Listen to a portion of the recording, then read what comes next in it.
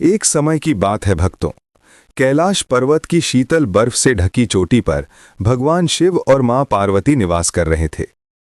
कैलाश की पवित्र धरा पर मंद मंद हिम हवा बह रही थी। पूरे वातावरण में शांति और दिव्यता बसी हुई थी। उस समय महादेव गहरे ध्यान में लीन थे। आंखें बंद, शरीर शांत, परंतु भीतर ब्रह्मांड की ऊर्जा सक्रिय।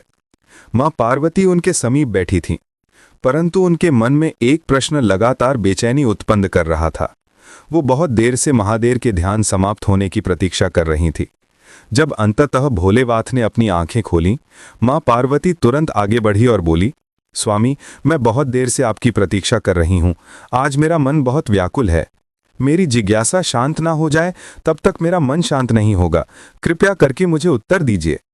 महादेव ने हल्की मुस्कान के साथ कहा, देवी, तुम क्या पूछना चाहती हो? मां पार्वती बोली, प्रभु, मुझे ये समझ नहीं आता कि इस संसार में भक्ति करने वाले मनुष्य बहुत कष्टों में जीवन बिताते हैं, और जो नास्तिक हैं, जो भगवान को मानते भी नहीं, वे हर सुख सुविधा में जीवन बिताते हैं। ऐसा क्यों है? यदि ऐसा ही चलता रहा तो मनुष्यों का भगवान से विश्वास उठ जाएगा। महादेव ने अत्यंत धैर्य के साथ उत्तर दिया, देवी, ये सत्य नहीं है। इस संसार में हर व्यक्ति अपने कर्मों का फल भोग रहा है। कोई भक्त बनेगा या भगवान से विमुख रहेगा, ये उसके पूर्व जन्म के कर्म निर्धारित करते हैं। हम भी कर्म फल के नियम को नहीं बदलते। परंतु पार्वती जी का मन अब भी आश्वस्त नहीं हुआ। उन्होंने कहा, प्रभु, आप तो महासर्वशक्तिमान हैं। यदि आप चाहें तो अपने भक्तों के कष्ट अभी मिटा सकते हैं। फिर भला भक्तों को दुख क्यों? पार्वती जी की आंखों में करुणा और चिंता देख महादेव ने बहुत समझाया, परंतु मां पार्वती नहीं मानी। अंत में भोलेनाथ बोले, ठीक है देवी, यदि तुम हठ कर रही हो तो तुम्हें अवसर दिया जाता है।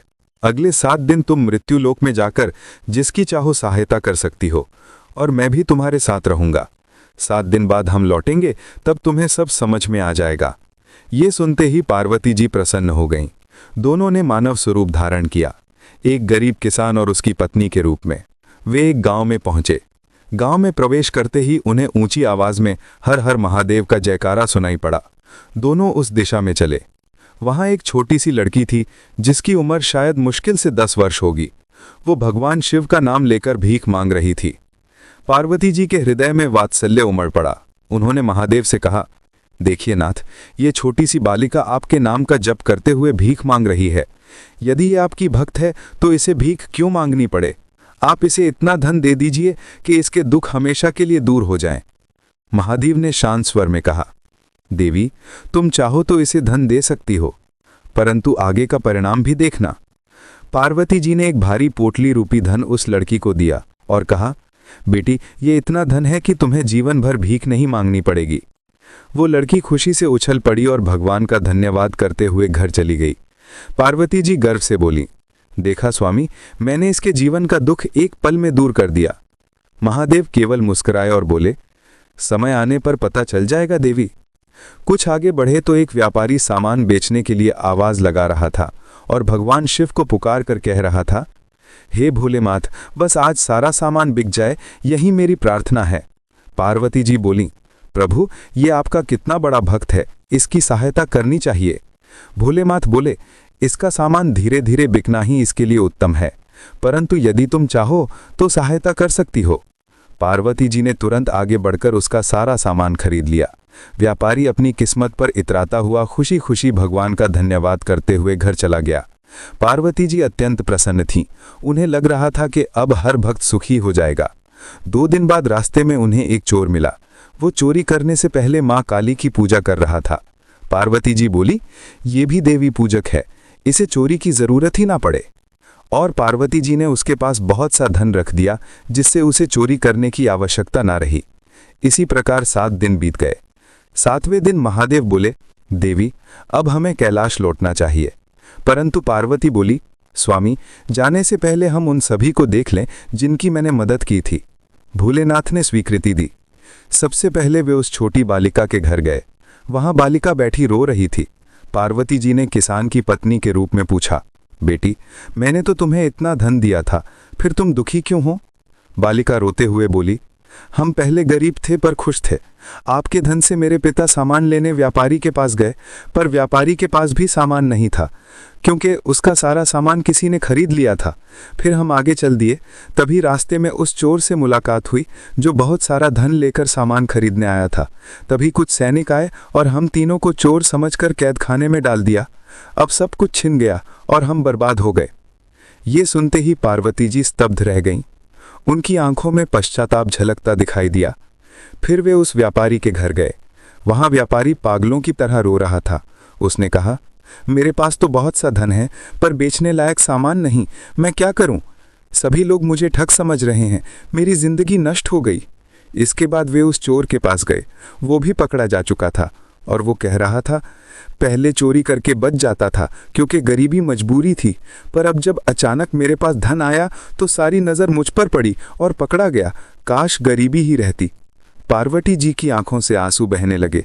उन्होंने कहा, प्रभु, मुझसे बहुत बड़ी भूल हो गई, मुझे क्षमा कीजिए। महादेव बोले, देवी, भक्तों को उनके कर्मों के अनुसार जो भी मिलता है वही उनके लिए उत्तम होता है। तुम चिंता मत करो। कल सूर्योदय होते ही वे 7 दिन मिट जाएंगे और सभी अपने पूर्व जीवन में लौट आएंगे। उस धन की, उस घटना की उन्हें स्मृति नहीं रहेगी। इतना कहकर शिव और पार्वती कैलाश पर्वत लौट आए। परंतु कथा यहीं समाप्त नहीं होती भक्तों। भागलपुर गांव में गोकुल नाम का एक गरीब किसान रहता था, अपनी पत्नी तपस्या के साथ।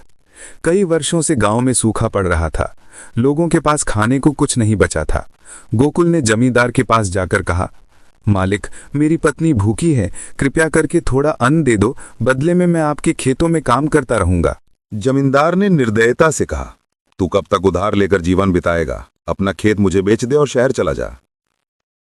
मजबूरी में गोकुल ने खेत बेच दिया और शहर चला गया, पर वहां भी उसे कोई काम नहीं मिला। तब उसने एक हाथ रिक्शा खरीद लिया और मेहनत शुरू की। एक शाम उसे कोई सवारी नहीं मिली। भूखा प्यासा वो भगवान शिव के मंदिर में गया और गिर पड़ा। हे भोलेनाथ, मैं गांव में भूखा था, शहर में भी भूखा हूं। कभी काम मिलता है, कभी नहीं। मैं क्या करूं प्रभु? प्रार्थना करके वो मंदिर से बाहर आया तो एक गरीब वृद्ध ने आवाज देकर कहा, बेटा, मुझे मेरे घर तक छोड़ दो, पर मेरे पास पैसे नहीं हैं। पहले गोकुल को गुस्सा आया, पर उसकी दीन दशा देखकर बोला, बैठ जाइए बाबा, मैं छोड़ देता हूं। बिना पैसे लिए उसने उसे गंतव्य तक छोड़ा और घर लौटाया। उसकी पत्नी तपस्या बोली, आज बहुत देर हो गई, पैसे दीजिए, मैं बाजार से कुछ ले आऊं। गोकुल दुखी होकर बोला, आज कोई सवारी ही नहीं मिली, आज हम दोनों भूखे ही सोएंगे। वो रिक्शा खड़ा करने बाहर आया तो देखा वही वृद्ध खड़ा है, हाथ में भोजन लिए। वृद्ध बोला, आज सवारी नहीं मिली, इसलिए मैंने तुम्हारे लिए खाना लाया है। गोकुल ने मना किया, पर वृद्ध ने आग्रह किया और खाना देकर चला गया। घर पर तपस्या बोली, इसे भगवान का प्रसाद समझकर खा लो। दोनों ने भोजन किया और मन हुआ जैसे वर्षों बाद पेट भरा हो। अगली सुबह फिर वही दिन, वही संघर्ष, पर अचानक उसे वही वृद्ध दिखाई दिया। गोकुल ने कहा, बाबा, आपको जहां जाना हो मैं छोड़ देता हूं, चाहे पैसे हों या ना हो। रास्ते में उसने पूछा, बाबा, आप कौन हैं? आप इतनी बार मेरे पास कैसे आ जाते हैं? पर वृद्ध ने उत्तर नहीं दिया। दूर एक शांत जगह पर वो चुपचाप उतर गया। तभी अचानक प्रकाश की तेज ज्योति फैली, वृद्ध का स्वरूप बदल गया और स्वयं भगवान शिव प्रकट हो गए। गोकुल रोते हुए उनके चरणों में गिर पड़ा, प्रभु, मुझे क्षमा कीजिए, मैं आपको पहचान नहीं पाया। महादेव बोले, कल तुम भूखे प्यासे थे, फिर भी तुमने बिना स्वार्थ के मेरी सहायता की। तुमने सेवा की और सेवा ही सबसे बड़ी भक्ति है। आज से तुम्हें किसी वस्तु के लिए भटकना नहीं पड़ेगा। मेरी कृपा तुम पर सदा बनी रहेगी। गोकुल बोला, प्रभु, मुझे कुछ नहीं चाहिए, बस आपकी भक्ति मिलती रहे और आपकी कृपा मिलती रहे। महादेव बोले, तुम्हारी भक्ति अमर रहेगी। जीवन के अंत के बाद तुम और तुम्हारी पत्नी वैकुंठ प्राप्त करोगे। इतना कहकर भगवान अंतर्ध्यान हो गए। जब गोकुल घर पहुंचा तो उसकी झोपड़ी महल में बदल चुकी थी। अन्न के भंडार, धन दौलत सब कुछ मिला।